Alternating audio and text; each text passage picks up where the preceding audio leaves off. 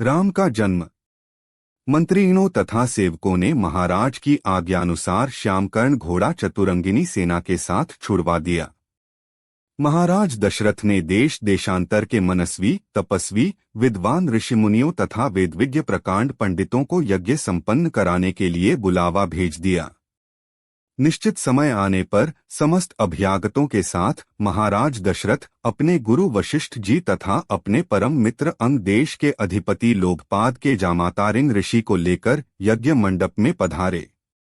इस प्रकार महान यज्ञ का विधिवत शुभारंभ किया गया। संपूर्ण वातावरण वेदों की ऋचाओं के उच्च स्वर में पाठ से गूंजने तथा समिधा की सुगंध से महकने लगा। समस्त पंडितों, ब्राह्मणों, ऋषियों आदि को यथोचित धनधान्य, गौ आदि भेंट करके सादर विदा करने के साथ यज्ञ की समाप्ति हुई। राजा दशरथ ने यज्ञ के प्रसाद चरा को अपने महल में ले जाकर अपनी तीनों रानियों में वितरित कर दिया। प्रसाद ग्रहण करने के परिणामस्वरूप परमपिता परमात्मा की कृपा से तीनों रानियों ने गर्भधारण किया।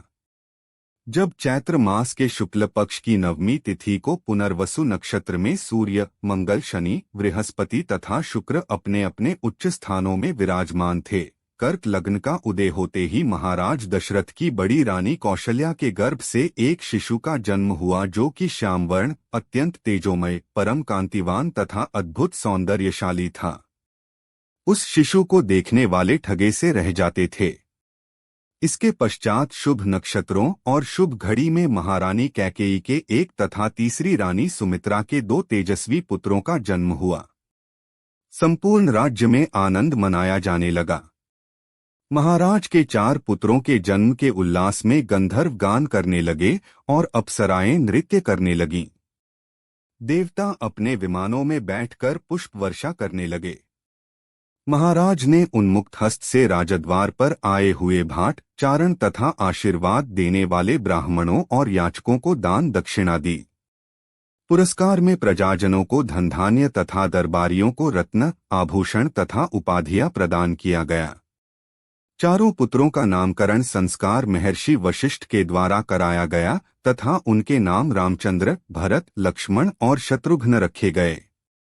आयु बढ़ने के साथ ही साथ रामचंद्र गुणों में भी अपने भाइयों से आगे बढ़ने तथा प्रजा में अत्यंत लोकप्रिय होने लगे।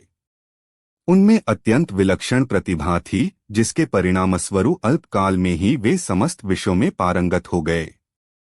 उन्हें सभी प्रकार के अस्त्र शस्त्रों को चलाने तथा हाथी, घोड़े एवं सभी प्रकार के वाहनों की सवारी में उन्हें असाधारण निपुणता प्राप्त हो गई। वे निरंतर माता पिता और गुरुजनों की सेवा में लगे रहते थे। उनका अनुसरण शेष 3 भाई भी करते थे। गुरुजनों के प्रति जितनी श्रद्धा भक्ति इन चारों भाइयों में थी, उतना ही उनमें परस्पर प्रेम और सौहार्द भी था। महाराज दशरथ का हृदय अपने चारों पुत्रों को देखकर गर्व और आनंद से भर उठता था।